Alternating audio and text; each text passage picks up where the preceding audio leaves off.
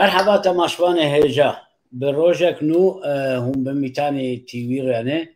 li dinê agir dibare li Ewropa agir dibare îro jê me got em hevalê hogirê xwe em top bikin ser qenalê xwe em binerin elewê ji me re çi bêjin ew agirê Ukrayna heta ku ew ê dom bike heta nika li Ewropa dom dike ser Kurdistanê ew ê çawa rewşek çawa bîne ziman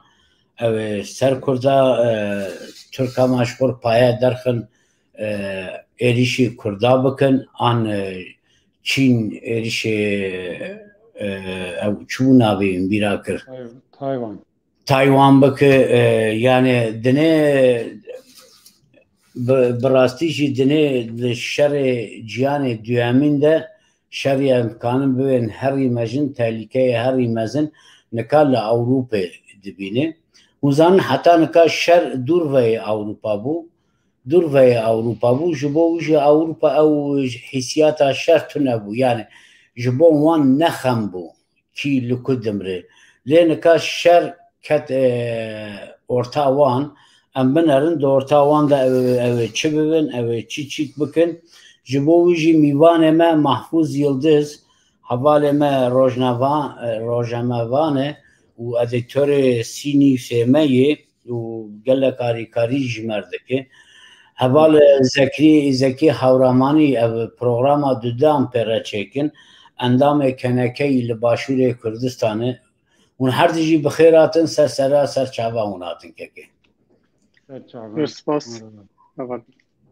nika piştî şerê cîhanê ya duyemîn li dîneyê du sîstem çêbû yek sîstema kapitalîst yekî ê sosyalîst em jê re dibên rêya sosyalîzm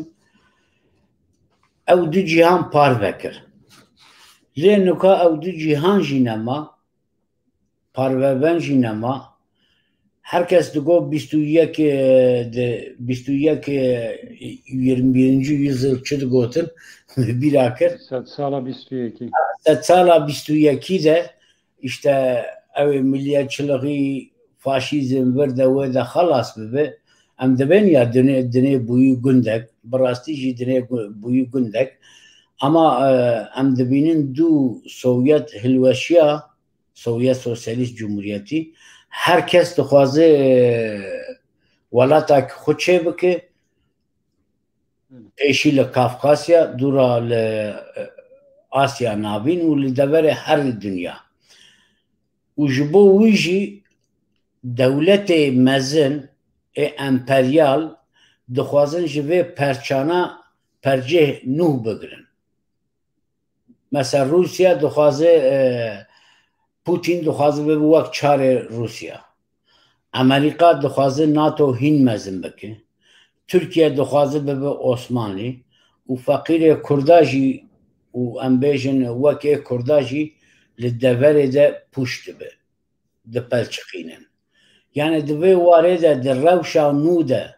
hûn kanin ji me re çi bibin kek Zekî em bi te re dest pê bikin سڵاو ڕێز بۆ بەرنامە بۆ میوانێ me û بۆ cenabet سەرەتا وî ceng destpêkî wî cengê ke çۆn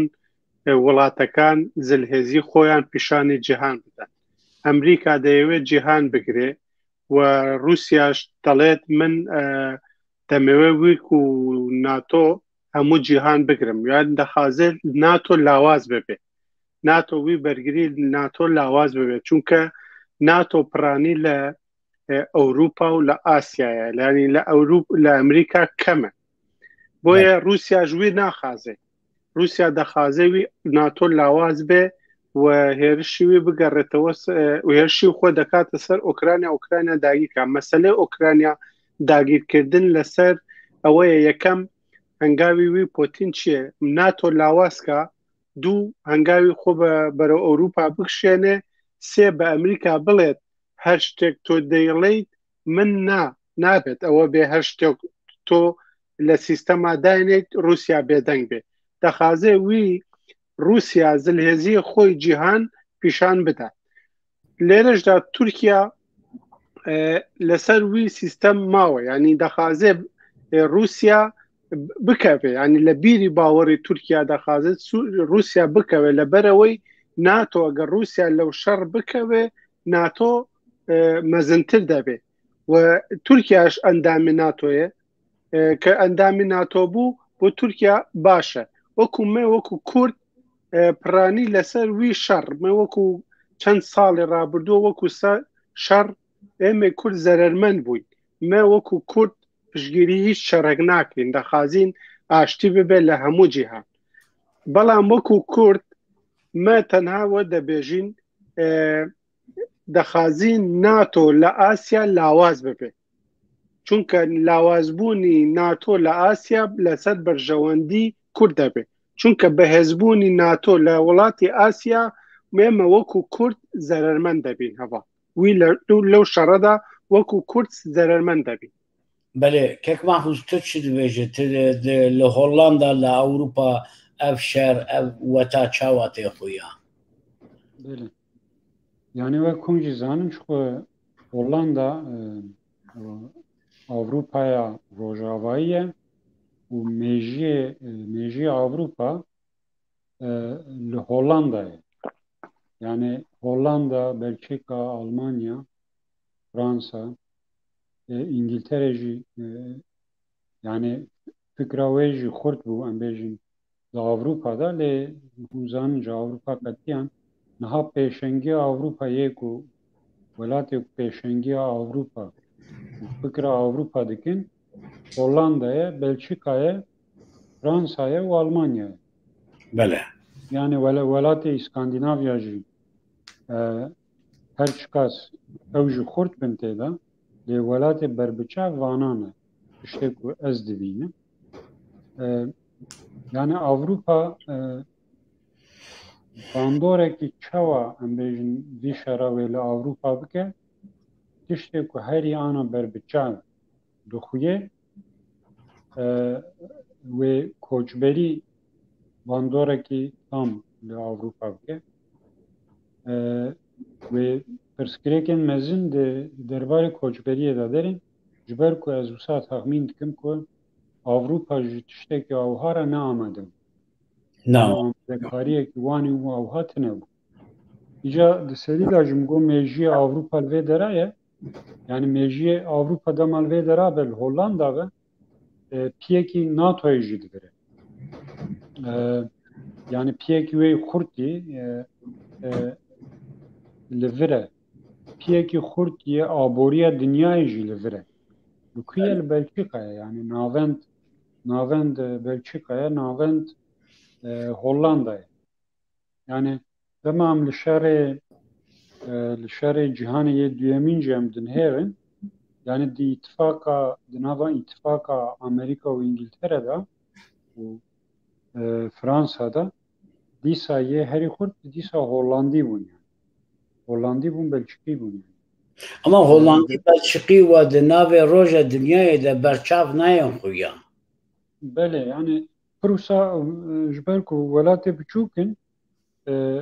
kes wisa hesab dikin ku işte bandora wan jî biçûk e lê wisa nîne yani Hollanda mesela di îxraca ticareta dinyayê da welatê şeşemîn e şêjî 17 milyon yani duwarê lojîstîkê da jî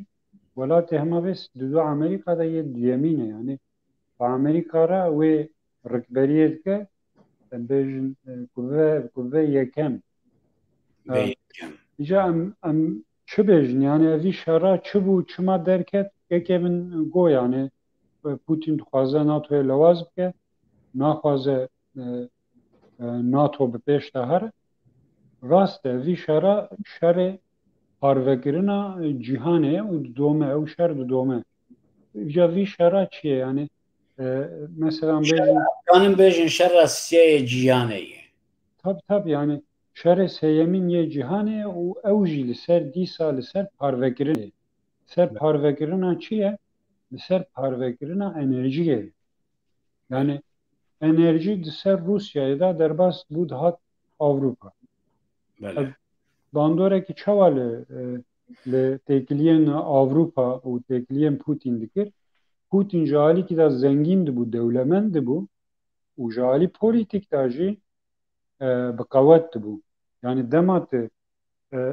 امبیجن زنگین ببی یا تجالی آبوری دا زنگین بی یا جالی عسکری دا پوتین دستی وی دا هم حتی نها با آوه عسکری زنگین بو لی آبوری آوان تونه ایجا به خط انرژی که دسر روسیا دا سر اوکراینا دا tabi خط انرژی که هاتنا اوروپا جالی آبوری دا جی پوتین چکاست چون روسیا چکاست چون دولمنتر دو جهان چوا کردن تدبیر خو گرتن yani mesela o آبوری او kriza که ام بیجن 10 سال بری الواندرا درکت سبب ویج او yani سبب ویج او yani پره اوروپا یه انرژی دچوج پوتین را دچوج عرب را بله چوا کردن وانا ام بیجن خواستن او پره دناو اوروپا دا دناو امریکا دا بمینه pardon دناو اوروپا دا بمینه و کنترل امریکا جلسری تر هبه جوی بانه ام بیجن هنک تدبیر گرتن وانا جی کریزه که آبوری و کریزه که آبوری درکت اوله peki kanın çık bejin kek zeki mesela neka çar halide Ukrayna dorpeş kirine neka te go az war muraji te go am dixwazin Rusya de Asya navîn de derkeve az wî ji kek mahbûjî bipirsim lê ew derkeve Amerîka tê de yani ji bo Kurda ti çıktune avantajek û dezavantajek wî heyî ki Rusya li wira be or Amerîka li wira be çünkü NATO üyeyê Türkiye'yê û wexta NATO jî Amerîka jî Ewropa jî Rusya jî wexta li welatkî dinerin ew ê ji wira çi bistînin çi bigirin destê xwe yani problemê wan ne însanî ne mirovatî ne demokrasî ne jî qetliamın yani devletê dünyayê em zanin Îdî Amîn parastini wî Amerîka wî parastiyê işte Rusya li Kurdistanê tim paşgirîkê Cumhuriyeta Şeytanê İranê kiriye işte paşgirîkê heta Atatürk heta nika paşgirîkê Türkiye girtiye yani çi mîhengeyî ki ji bo Kurda eger Rûs li rojava navîn derkeve kara Kurda çibe zarara Kurda çibe yan jî Amerîka derkeve û dernekeve خۆی بەرە چەند ڕۆژی بەرە سەرۆکی خارجی رووسیا هەندێک قسە کرد لە دەربارەی ئەمریکا وتی ئەمریکا هات عێراقی داگیر کرد چەند کیلۆمەتر دوورە هەنی ئیشی و چی بوو کە بێت عێراق داگیر بکە ئێمە وەکو ئۆکرانیا کە دراوسێمانە مەدە هێرش دەکەینە سەر ئۆکرانیا نابێت ئەمریکا قسە بکات چونکە عێراق چەند دوور بوو ئەمریکا هێرش کرد عێراق داگیر کرد مە وەکو شەڕیش هەواڵ شتێکی پڕ جوانی ود هۆڵندا و بەلجیکا پڕ وڵاتی بچووکن هێزی وان لاوازە وەکو هێزی ئەسکەری وەکو هێزی ئەسکەری وان لاوازە تەنها دوو هێز لە هەموو جیهاندا هێزی وان پڕ سێ هێز هەموو هێزی وان پڕ بەقووەتە یەک ئەمریکا دوو رووسیا سێ چینە وڵاتی چین وی جەنگی جیهانیش ببێ وی سێ وڵات یانی دەخوازن وێ جەنگی جیهانی هەڵبگرسێنن یانی دەخوازن وی هەر کەسێک زلهێزی خۆی جێشی خۆی پیشانی جیهان بدات رووسیا سیاسەتی خۆی هەیە لەم شەڕەدا خۆ رووسیا دەتوانێت بە 5 ڕۆژ 6 ڕۆژ بچێتە ناو هەموو رووسیا هەموو ئۆکرانیا داگیر بکات وە دە ڕۆژەوان دەخوازن وی ململانێ بکەن تا یەکەم مافی مرۆڤ ئێستا لەژێر پرسیارایە چونکە چەندین ئاوارە هەیە کۆچبەر هەیە و منداڵ و ژن و پیاوی بێلایەن شەهید دەبن و دەکوژێن لە شەڕە و رووسیا سیاسەتی خۆی هەیە ئەمریکا سیاسەتی خۆی هەیە هەواڵ من شتێ بەبیری وێ بێنم شەڕی ئەفرین بوو ئەس ئەفرین بوو وی داگیرکردنی ئەفرین تا وی ڕۆژێ رووسیا و ئەمریکا ناو ئەفرین بوون رووسیا ئەمریکا بە یەکۆ ناو ئەفرین بوو ناو ئەفرین بوون بە یەک و ناو ئەفرین بوون هەواڵی من لەگەڵ مە بوون جیاز دەکرد لەگەڵ رووسی و ئەمریکی سعات 1:30 شەو چواردەی ما چواردەی سێ وەختی بەرێ ئەفرین داگیر بکرێت چواردەی سێ هەواڵی مە تەلەفۆن کرد نەجێش تەبان سیناتۆری وان لەوێ بوو تقریبا 10-15 سیناتۆر جێشی وان لەوێ نەبوو وەکو سیناتۆر هەواڵی مە تەلەفۆن کرد نەجێش نە سیناتۆری رووسی مابوون نە سیناتۆری ئەمریکی پشتێ وێ مەزانی کە ئەفرین داگیر دەکرێت تەمام ینی تورکیا رووسیا و ئەمریکا وعد داوە بە تورکیا کە بێتە ناو ئەفرین داگیر بکە 15 سێ و ئەفرین داگیر کرا 16 سێ ڕۆژی 16 سێ مە لە دەواازەی ئەفرین دەرکەفتی مە وەکو دەواازی مەسەلەم چی بوو لەمە مەسەلە ئەوەیە تورکیا لێرەدا گوێگری ئەمریکا و رووسایە ئەمریکا و رووسیا چ بێژن ئەو وی سیستەم جێبەجێ دەکات ئەگەر ئەمریکا و رووسیا نەبن تورکیا ناتوانێت بستێک بێتە ناو خاکی کوردستانەوە وەختە تورکیا و رووسیا و ئەمریکا ئەو نەهێلن بالەفرێ تورک وەرن کوردستانê تورکیا ناتوانێت تشتێک بکە بەتاکید ئەس بە ئەمریکی وت بە جێشی ئەمریکی وتم مە باڵەفر بمێنە لە نەیەڵن وی باڵەفر ئەفرین بدا سنگ بە سنگ ڕوبەڕوو جێشی تورکی ناتوانێت بێتە ناو ئەفرین بە هیچ شێوەیە ناتوانێت بەس باڵەفر دێت تۆ چ شتێ دەکەیت تۆ جێشی کلاشنکۆفێکی تۆ تەیە باڵەفر چەند کیلۆمەتر لە ئاسمان دوورە ناتوانانی وی چی بکەیت بەڵام وان ڕێدەدەن مەژ وەکو کورد تەنها یەکێتی کوردان کورد دەپارێزە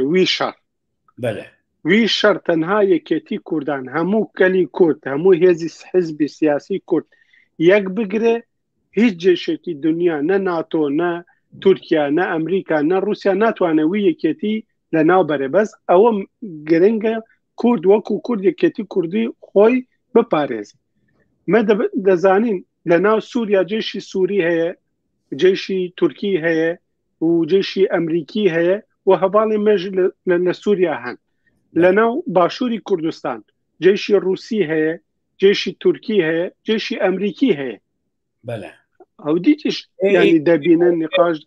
ئیرانێژیە مەسەلە لێرە لە شەڕی رووسیا لەسەر ئۆکرانیا من نقاشی وەمە لەسەر ئەوەیە یەکەم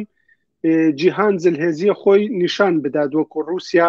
دووش ئابووریە خۆی نیشانی جیهان بدات ینی تۆ دەبینی تا ئیرۆ نەوت $111 یەک بەرمیل $111 بەها بووە لە هەموو جیهان ئەمە یە سیستەمێکی سەرمایەداریە دەخوازن وی جیهان لەسەر وی سیستەمی سەرمایەداری کێ دەخوازێت شەڕ بکە و سیستەمی سەرمایەداری خۆی بەرز بکاتەوە لێرەدا ئەمریکا و بێدەنگە و چونکە دەزانێت وی شەڕ لەسەر ئەوروپایە ویش ئەوروپا وڵاتێکی زۆر بەهێز و زلهێز بێت و ئەسکەریەوان هەبێ ئەڵمانیا و فەڕەنسایە وڵاتی دیشکەمە بە هەندێکش بریتانیا هەیە بریتانیا وی پڕ دوورە دەمێ بەرێ من دیت لە ڕۆژنامەوانێ هۆڵندا و بکەم بەلجیکا بوو هەندێک هاریکاریە چەک دەخازن ئایا ڕۆشتووە یا نەڕۆشتووە نازانم دەخازن هاریکاریە چەک پشگیریە ئۆکرانیا بکەن وەکو چەک ئەمە مەسەلە لەسەر هاریکاری وان ئایا بدەنە بە ئۆکرانیا وی شەڕ لە رووسیا بخازێ وی شەڕ سەر بکەوێ سەر دەکەوێت چونکە رووسیا هەم سیلاحی وی مەزن هەیە هەم جێشی وان پڕانی هەیە و هەم وڵاتی ویش پڕمەزنە ینی چواردۆری بەرێتۆ نقاشی جوان کرد چواردۆری ئۆکرانیا شەڕە لە چواردۆری ئۆکرانیا شەڕە و رووسیاش دەخازەوەی لەو شەڕە هەموو مەدەنی دەرکەون و پشتی وێ بە ئاسانی بچێتە ناو ئۆکرانیا و جێشی خۆ لە ناو ئۆکرانیا جێبەجێ بکە پشتی وێ ناتۆ ئەگەر قسەیە بکە ئەگەر مافی مرۆڤ قسەیە بکە ئەگەر و تا ئیرۆ هیچ قسەیە نەکردووە هیچ هاریکاری وی خەڵک نەکردووە ینی وی خەڵک من ئەس دەزانم 4 ڕۆژە لەسەر سنووری پۆڵەندا وان گیر خواردووە لەسەر سنووری ڕۆمانیا وان گیر خواردووە ئەوان دەخوازن چی بکەن لە تەلەڤیزۆن دەبێژن قژزەر دێمە و چاوشیرێمە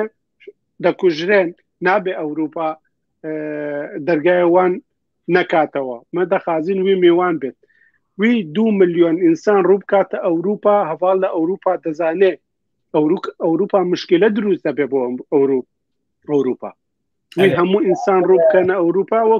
وەکو سەرمایەداری ئەوروپا زەرە دەکات. بەێ کەک مەحفوظ تل ئەوروپایی تل هۆڵندایی تش بۆ وارێدە تکانش مەرە چ بێژێ yani serî jî mişxugo yani mesela Avrupa'ya her girîn bandora koçberiye yani ve çawa karibin ve koçberiye em bêjin bigrin ser milê xwe û çawa vê karibin îdare bikin yani koçberî pêşê çikê girtî ez kanim bêjim bombebarandira Ukrayna kiriye nika Avrupa tenê koçberî difikire ew teseliya wan ketî ki Rusya ew Ukrayna tamamî zeft bike. Yani Avrupa ji xwe naxwaze dibin bandora Rusyayê de bimîne û ji alîkî dinê de jî naxwaze ji alîkî de jî em bêjin ew qasa zirarek mezin bibîne ji vî şerê. Yani bi di awaya Avrupa ji vî şerê em bêjin dilteng bû yek bandora Rusya çiqat şe zêde dibe ger Ukrayna tam keve kontrola Putin bandora Putin ya askerî xwe heye bêjin bi qewete duwarê aborî de jî bi qewettir dibe û gotina wî li ser Avrupa bêtir derbas dibe. Yani em bêjin Avrupî mecbûrin Putin û Rusyayê hesab bikin. Îca dixwazin yani Amerîka û Avrupa dixwazin dibin şemsiya bana NATO'ya da dixwazin Rusyayekî lewaz li ber wan berî wan hebe ji ber ku yani Rusya xetên enerjiyê kontrol neke. Niha şerê ku tê kirin mesele ew e yani. Rusya dixwaze bandora xwe zêdetir bike li ser xetên enerjiyê û li ser Avrupa û Amerîka û NATO jî dixwazin vê bandorê kêmtir bikin. Yani mesela şerê Sûriye jî wisa bû. Sebebê şerê Sûriye derket jî ew bû yani. Dixwastin ji derveyî Rusyayê kanalekî xetekî enerjiyê vekin di ser Sûrî de Sûrî qebûl nekiriye şerdan dest pêkirin li Sûrî. Rusya çawakir Rusya ji vêya dît çû müdaheleyê wê derê kir nehîştû bi ser kevin. Em bêjin Sûriye dagir bikin. Li alî dinê mesela em bêjin di ser İsraîl'da xetekî dinê dixwazin ava bikin di ser Yunanistan'da bînin bigîjin Avrupa dîsa wekku Rusyayê bypass dikin. Yani tam bypass nekin jî em bêjin bandora wê ji sedî pêncî dikeve yani li ser xetên enerjiyê. Yani şer de esasê xwe da ana mesele ew e. Tiştê ku ez dibînim. Yani Bahra Reş ser çiqa her çike bijî ser Bahra Reşî gerek mühim ji bo strateji ez bawerim. Bahra Reş û Bahra Spî ji her du jî yani çünkü Avrupa dema ku bixwaze bibe Avrupa lazim e bandora Rusyayê li ser kêm be. Çünkü yani ew wan welatên nû ku xistiye nava xwe û dixwaze wan biguherîne hêdî hem ji alî aborî de hem ji alî siyasî de wan bîne heya astekî yani Romanya, Bulgaristan û nizam çi girda wê de wan bajarê welatê berê ku dibin kontrola Sovyetê de bû Polonyayê heta Polonya wan dere xwazin van welata biguherînin wan bikin perçeyekî Avrupa. Yani bi çi awayî hem bi awaya aborî hem bi awayê zihnî hem polîtîk. Yani Rusyayekî bi qewet ji vîya re piçekî asteng e. Nika belkî em az bipirsin Tirkiye dixwaze çi bike nika? Yani Türkiye peki ana mesela Türkiye brastici meseleye ki gelek cudaya jvi kara. Yani çend cara mesela haberdaya de platformu ciheda naha heri mesela Türkiye heri mezin meseleye kurdaya. Yani demek ki Türkiye zanibe naneki ji kurda derte yani rek azadiye ji kurdara vedve Türkiye kare be her kesira ittifak bike ji bo kuviya asteng bike. U lali ki dinêjî û bizanibe yani em bêjin li zirara Kurdaya dikare be her kesîra jî dîsa hevkariye bike û keve nava kar û xebata. Yani Türkiye bîst û di bajarê Kurda kontrol dike ji İranê jî pirtir aha Kurdistanê û nişteciyê Kurdistanî o bajarê Kurda kontrol dike. Yani pirsgirêka Türkiye ya yekemîn meseleya Kurd e. Dema ku meseleya Kurd azad bibe merv dikare xeber de ser mesela Türkan lê merv dikare viya bêje. Yani ew jî dixwazin Türkistana xwe ya mezin ava bikin. Çawa mesela bêjin li ser Ermenistanê da yani ku hudûdê Ermenistanê piçekî karbin viyalî de bikişînin nahçî di ser Nahçıvanê de û bi Azerbaycanê re bikin yek ser Azerbaycanê de jî xwe bigînin Asya navîn. Yani planekî wanî wisa heye, planê wanî sed salî ye. Li belê ne planekî ku meriv kare bêje wê bi ser keve, lewra İran dewletekî bi bandor e û li wê derê li ser Şiya bi rastî bi bandor e nahêle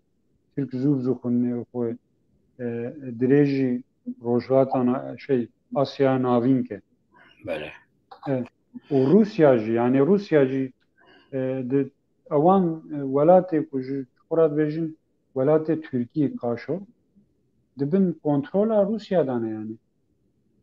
Yani mesela bêjin Çeçenistan jî radibe leşkera çîne Ukraynayê. اوکراین Vêvana werin bi Tirka re bibin yek.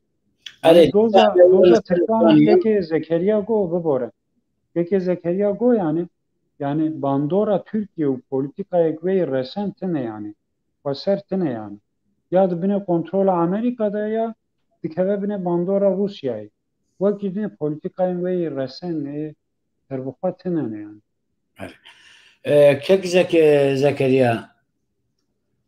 نکا yani bir ciddi ama Putin dixwaze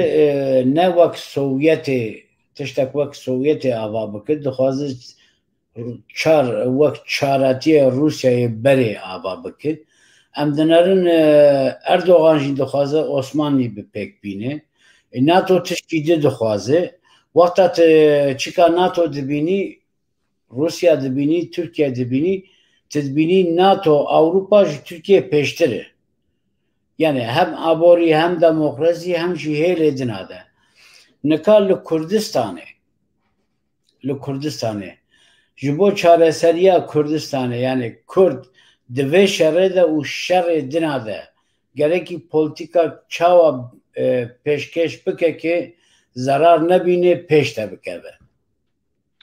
Xwe li rastî de me wekû Kurd piranî dijminê Kurd ziyad zor in û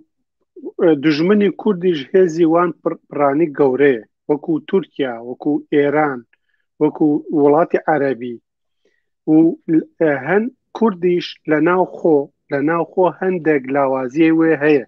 Tu temaşa ke li başûr piranî mişkîlê siyasî, abûriye, askeriye لەگەڵ حکوومەتی عێراق مشکیلە هەیە هێزی سیاسی ناوخۆ پڕانی مشکیلە هەیە دەبینین لە ڕۆژاوا هەواڵی دیش مشکلێوان هەیە ینی لە ڕۆژاوا تقریبا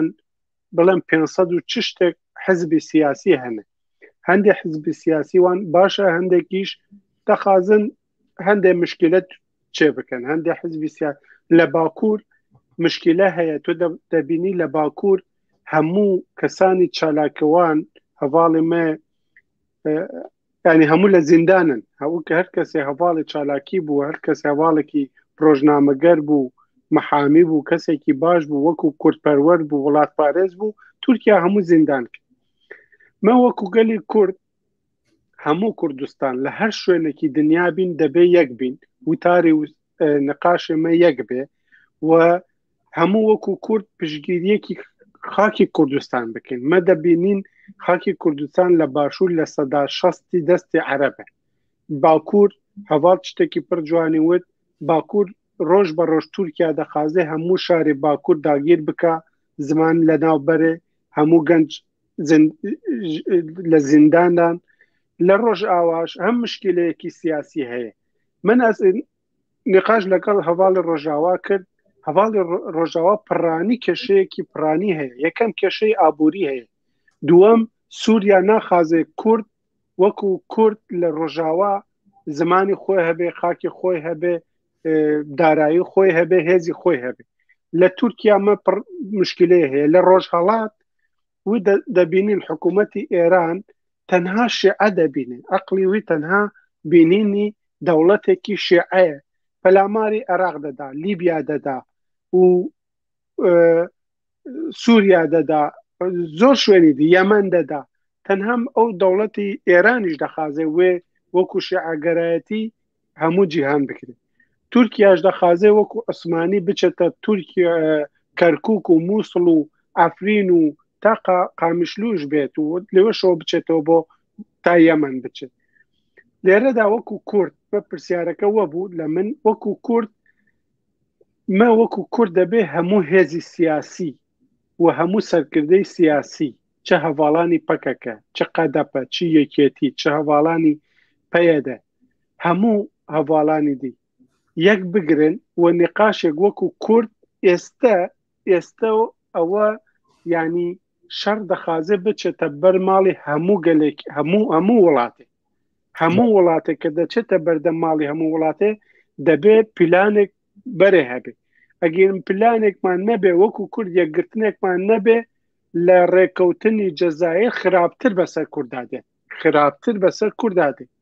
ینی ئەوەش کە هەمانە وەکو زمانی کوردی وەکو خاکی کوردی وەکو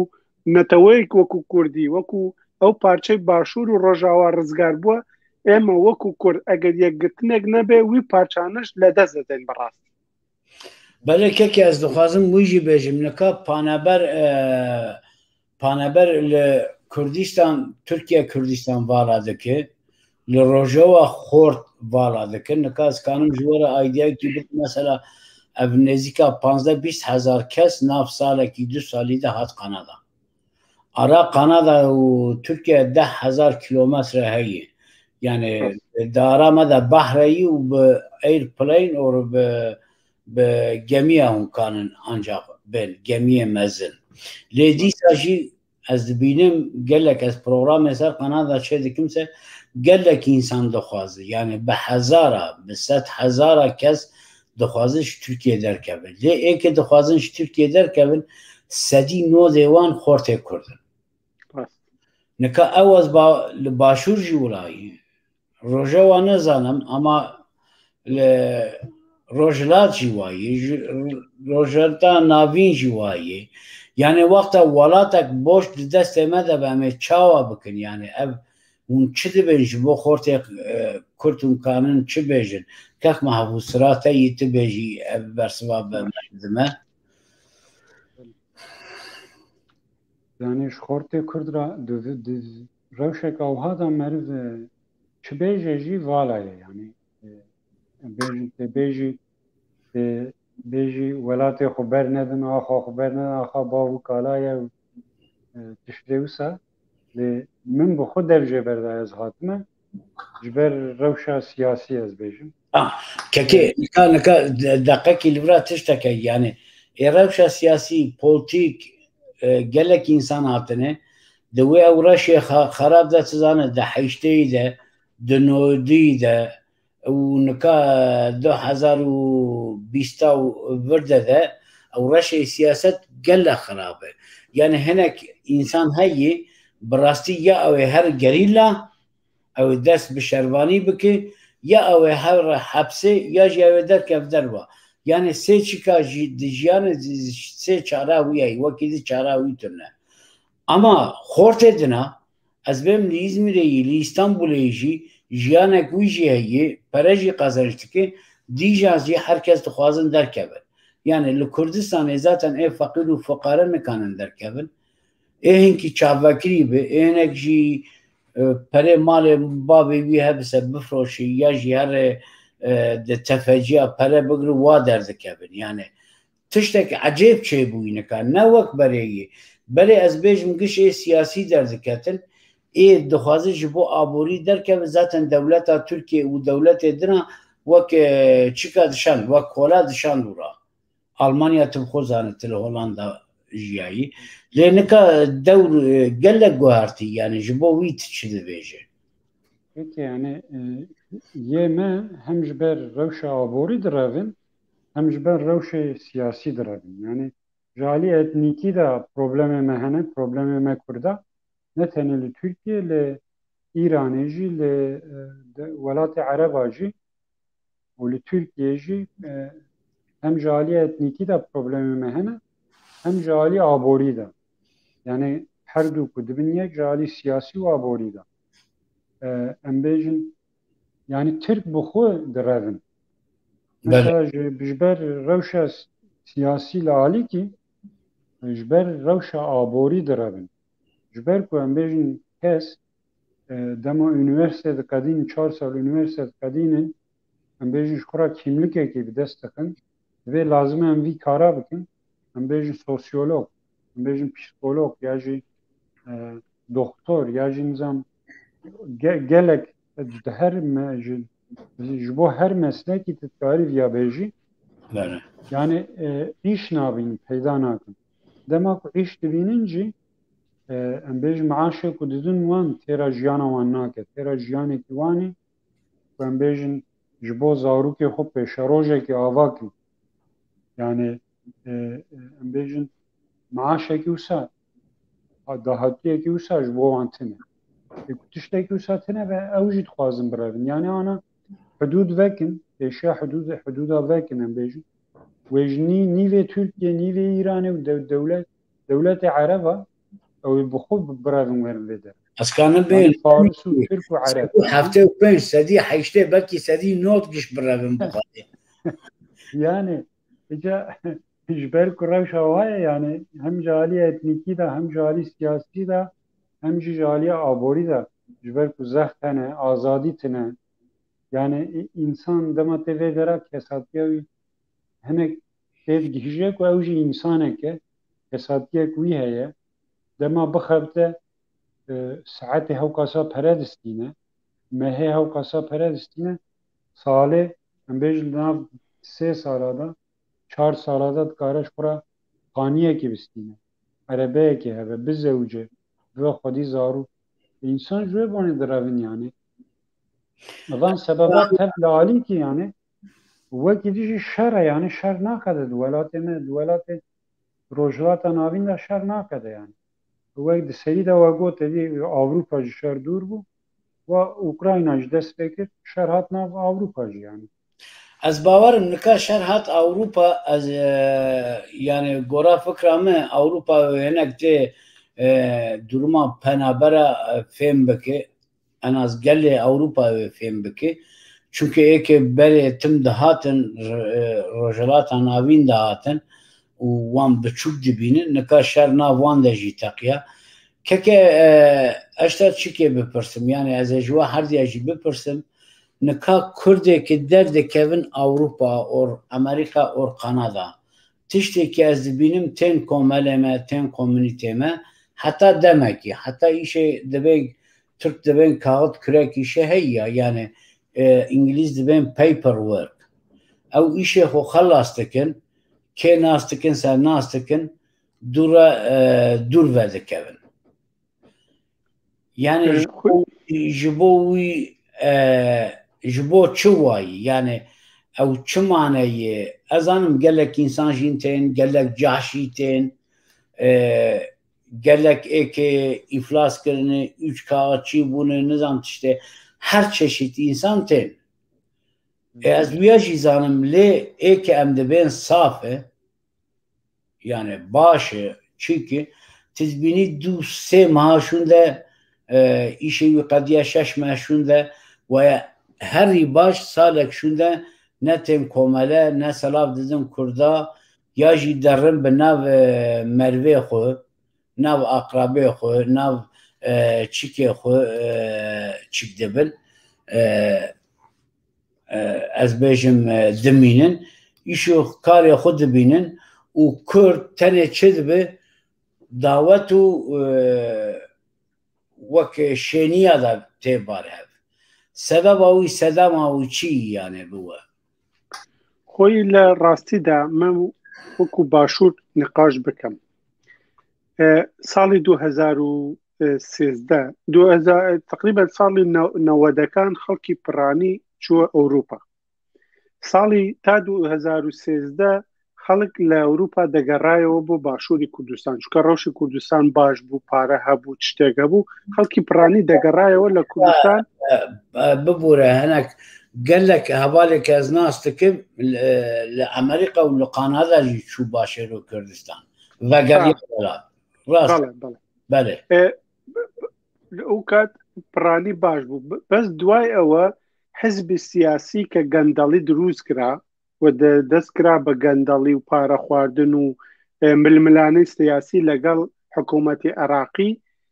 پارە نەما موچە نەما کێشەی سیاسی دروست بوو و شەڕی داعاشیش دروست بوو پرانی گەنج و هەموو چوونە ئەوروپا و هاتنە ئەمریکا ینی گەڕانەوە ژیانی وان خراپ بوو گەڕانەوە ئینسانیش کە بە ئازادی لەدایک دەبێ دەخوازە لە شوێنێکی ئازاد و سربەستە شغلی خۆ بکە و ئازادی ژیانی خۆ بکە مەسەلەی قزێکی وەکو باشووریش بژین سیستەمێکی پەروەردە بۆ نیشتیمانی بۆ قەزیەکی نەتەوەیی لاوازە نییە کەوەش نەبوو گەنج لەسەر پەروەردەیەکی لاواز مەزن بوو دەخوازێ خۆشەویستی بۆ وڵاتی خۆ نییە کۆش دەکات دەچێت دەڵێ من کۆش دەکەم ژیانێکی باشتر دروست دەکەم خۆ ئەوروپاش ئەوە نییە ینی خەڵکان زۆر دێن ئەوروپا لەخۆ ئەوروپا دەبێت شغل بکەی ئەبێ ژیان بکەی ئەبێ خوێندن بخوێنی ینی ژیانی وش پر زەحمەتە ژیانی ئەمریکاش پر زەحمەتە من و تۆ ئەز کەنەدا ژیان دەکەین ژیانی کەنەداش پر زەحمەتە ژیانێکی ئاسایی نییە ینی تۆ دەیتە کەنەدا وەزیر ناخەنە پەرلەمان ناخەنە سەر سینیەک و بڵێن بفەرموو تۆ هاتووی دەوە ببە بە پەرلەمانتان یا ئەوە هەموو پارە بۆ تۆ دەبێت ژیانی خۆ ینی ماندوو بووی بۆ ژیانی خۆت پرسیاری توش ئەوە بوو لەسەر وی هەواڵ دێنە ئەوروپا یا دێنە ئەمریکا کەنەدا نایەنە ناو کۆمیتە کوردانەوە هەواڵوی گەنج وەکو بڵێ لە کوردستان مە زیاتر لەسەر خاکی کوردستان لەسەر خاکی نیشتیمان پەروەری لەسەر وی شەهید لەسەر وی خەبات من نقاش دەکەن وی کە هاتووە ماندوو بووە مشکی وی لەسەر وی خاک ماندوو بووە کە ماندوو بووە مەدێن 2 مانگ 3 مانگ نازانن زمان نازانن شغل نازانن بچنە کوێ دەخوازن یەک کورد ببینن بچنە شوێنێ لەگەڵ وی کورد نقاش بکەن تۆ پرسیاری وی تۆ لەسەر وڵاتە لەسەر سیستەمە لەسەر پەروەردەیە مشتی وی لەسەر ئەوەیە چۆن شغل پەیدا بکە چۆن شغلی خۆ پەیدا بکە مشکی وی لەسەر سیستەمێکی ئەقلانی کوردپەروەرانی تۆ من پڕانی گەنج دێتە ئەم وڵات دێتە کەنەدا ئەوروپا یەکسەر دەبێژم بخوێنن زمان فێر بن خوێندن وی پاشە ڕۆژ وی وڵاتی مە هەر دەبێتە وڵاتێکی سەربەخۆ وی وڵات وا نامێنێ مە بە هەزاران شەهید داوە مە بە هەزاران زیندانی سیاسی هەیە مە بە هەزاران کیمیاباران و ئەنفال کران مە هەر وڵاتی خۆ خۆشویست هەر وڵاتی خۆ دیفاعەکەی ئەنفال گۆ ببوورێ ئەزێ ببرم هەواڵێن دۆستی هێژە تەماشەوانی هێژە ئەس دەخوازم بێژم ئەزێ بکەک زەکی هاورامیرە بەرێژی گۆ ئەندامێکەنەکەیە دۆستێک منێ عەزیزێ ئەمە بوێرە پرۆگرامێ هەر هەفتە پرۆگرام چێکن هەفتە پێشی ڕیا دیسا یکشم پازار یکشم بونه وسا بخیر نجی کردی هم مجی باش پیش دادی چه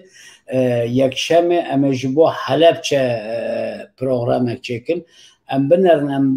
چقا تکلیه حوالی ببینن ام حوال زکی اگز کراماوی کانه بجمر هناك خلق حلب چه و هناك چیک بکن دوه پروگرام جی ام پروگرام اکسن شنگاله چکن و ام ریاخو به روژا واخن يعني ازو كي ازانم كخ محبوسي وقتاوي قال لك كيمه براسي بفداكاري بمراد الشغل قال لك سباسكم بر حركسي او جيزاتا شاراوي تنه ايكي كده بس دست لابم خلصنا ده ام جويجي آلي كاري جا اوروبا دخوازن سر حلب چه حوالك ده حوال كانه به جمر ببینه ام دخوازن به 5 6 حتی 8 کس او مسئله حلب چه دو حلب چه او چاوا بو حلب چه چما ما باش نانی زمان سوی بپیون و پیش تبخل ایرو عرف ازمانی لروسیه او تکلیه ما ببیا دیساوجی اندام ما کنکه بو نوسا حوازکی بله وی اندامی کنکه بو لموسکو جان دکات دخوازین ویش دستر موسکو شرع افریق سبکا بداخل پروگرام بره از نظام جمع تکلی جمع پروبلم تکنیکی تونم بسه حوالا راجی حتی 8 حتی 16 حوالا را امکانون تکلی چکن از بارم ورم ده وار تکنیکی ده وار روسیا ده پروبلم بو اما مطلقا می عرف ازمانی و کک زکریا می به هفر سن باندورا روسیا و اوکرانیا دیسا بپیون ام وانا گش بکن از دخوازم هنه کابال ما دوست ما چیچی هست بدن خواه او جمره پروگراما چکن که ام هر روش کانه به میتانی تیوی به پروگراما کردی نتوی و یک هفتی بنین گلی کاباله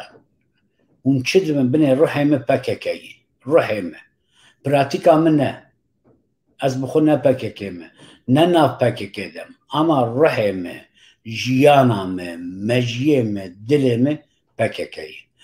او شروان یک و یک پککی جی گشت دل ما دی کس نکانه وان درخه کس نکانه جمود دور بخو پککی بخو يعني براز جميل بايق ببي حتى هوال ودرست منه که ناف پککی ده کس نکانه او دور دهی انجا ویا سکنی و چاقه چه ببه آرامنو خدای مزن دهی جبوی حواله هجا لی دیتنامه تفگرتیامه او حواله مناجی ای که زکریا جی ای کاک محفوظی ای یاوز ارجان جی ای فایسال جی به هزارا به صدا ناف به 5000 به 10,000 ناف از که کانم ناف اوان بیشم یکتیا کردایی بدناف کی جان کرد از نکانم قبول بکن اگه ایکل کرداتی کردی ایخانته بکن او ده جمع ده واره مده جی وانتونه اما ایدنا که ماسی به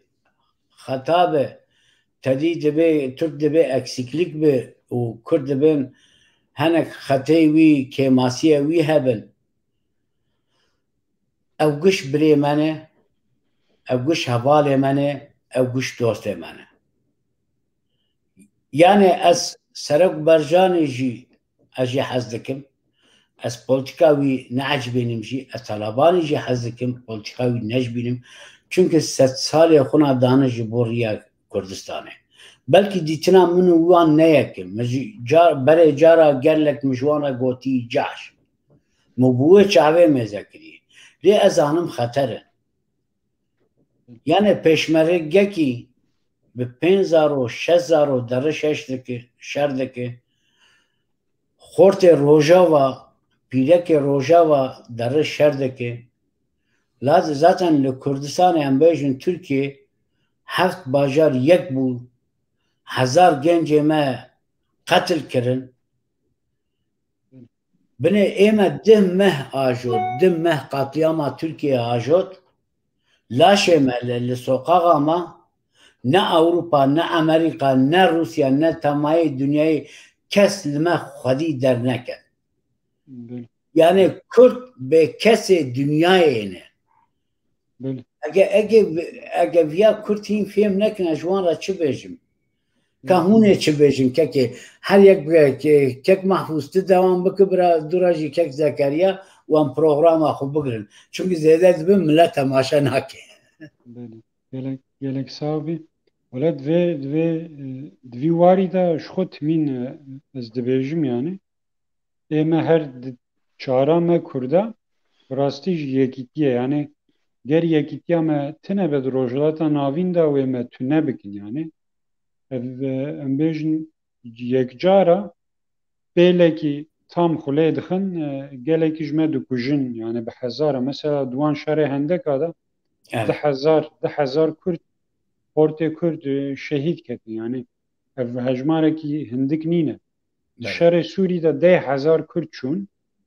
yani em bêjin şerê Enfal û Helepçe dîsa li ji mehavet heyana li Îranê her roj nüfusê me Kurda hindiktir dibe û bi awakî dijî em her roj asîmîle dibin yani hinek ji me Ereb de hesab dikin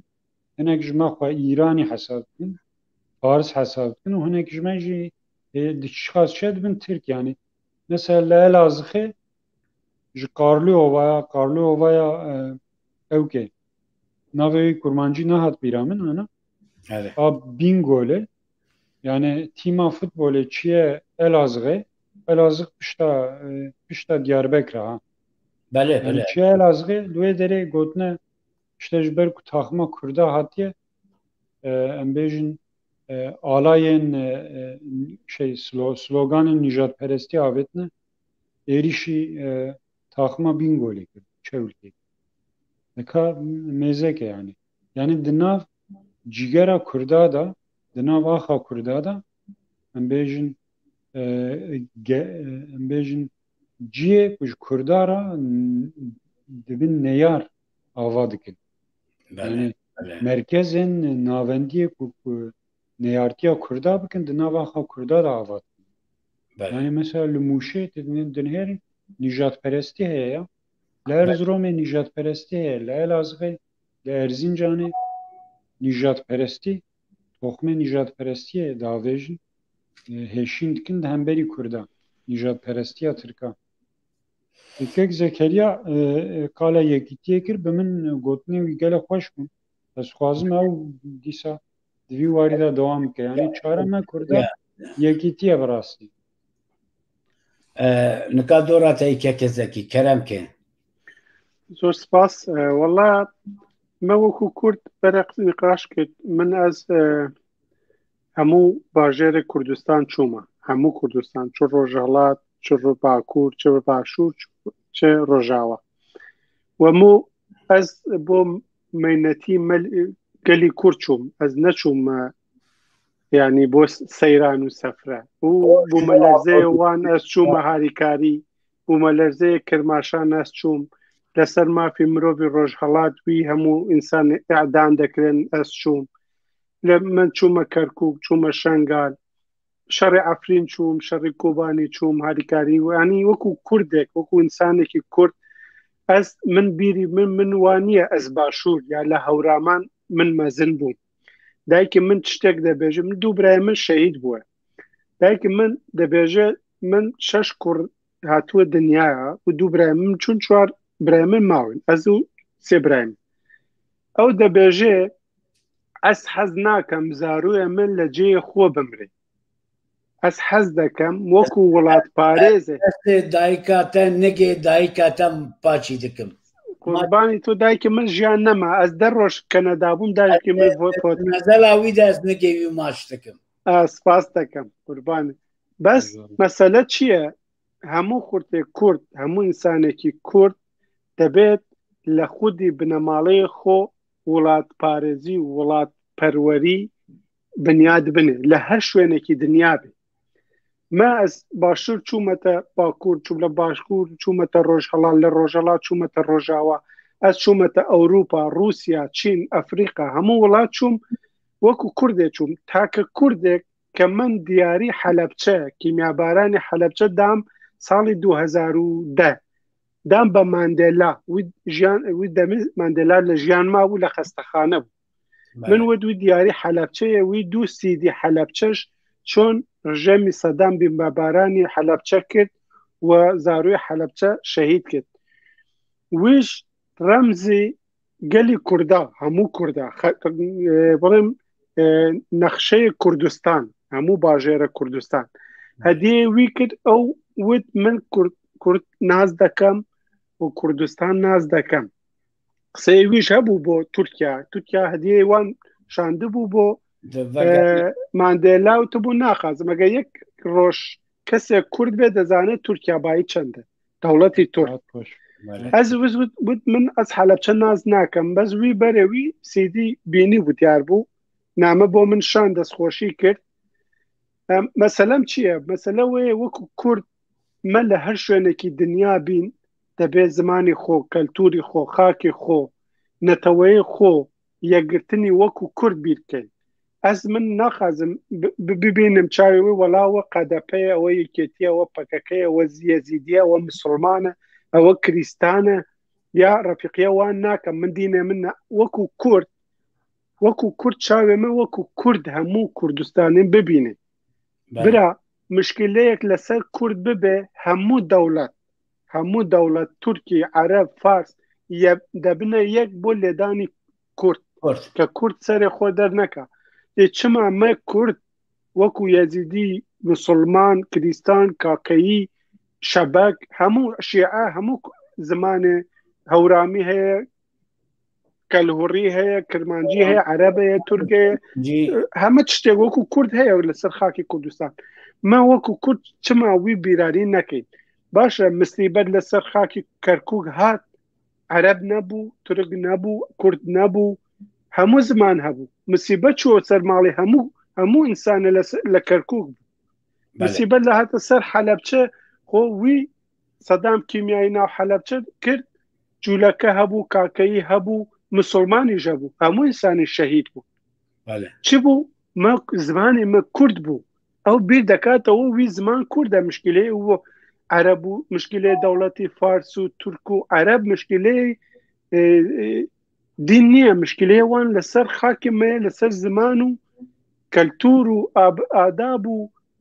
نیشتیمانیە مەیە مشکلەی وانە وایە وەکو ئەڤاڵوت مە وەکو یەکێتی کوردان دەبێ وی بیر بکەین برا شێخ سەعیدی پیران قازی محەممەد شێخ محمودی نەمر هەڤاڵ ئاپۆ وی بەرزانی و جەلال تاالبانی وی هەڤاڵی دی هەموو خەبات دەکەن وی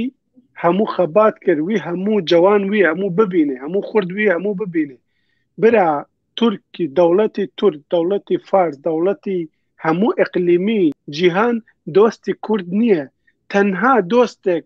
هەبێ کورد دەبێ خۆ دۆستی خۆ بێ کورد دەبێ وڵات پارێزی خۆ بێ کورد دەبێ وڵاتی خۆ بپارێز gelek spas dikim gelek spas dikim ji bo têkeliya we di roja pêşê de înşallah em ê programê nûh çêkin programê berfereh çêkin em ê Mîtanî TV jî bi hev re hinek di pêş de bixin ez hêvîkarim heval û dostê me nas dikin têkelî bi me re derxin deynin û em programê xweş programê nû çêkin çûnkü Mîtanî TV nû bi jiyanek nû bi dilek nû bi ronehiyek nû tê pêşkele gelê me gelek spas heval Mahfûz û hevalê Zekeriya gelek spas were سپاس spas xwe